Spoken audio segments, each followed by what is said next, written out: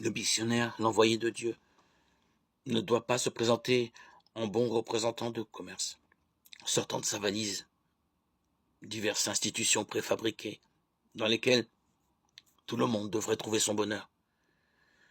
Il doit se présenter et arriver dépouillé, toujours prêt à faire peau neuve, à s'adapter au peuple auquel il s'adresse.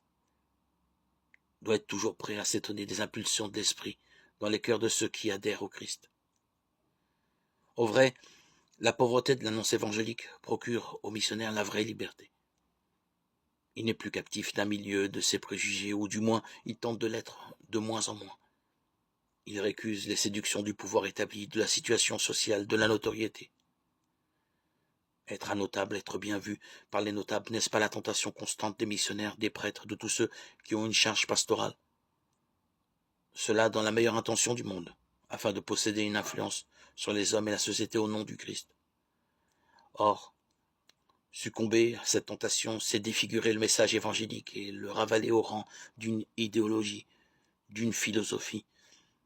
Le disciple du Christ se veut libéré de toutes ses attaches pour n'annoncer que Jésus. Jésus a refusé d'être un notable.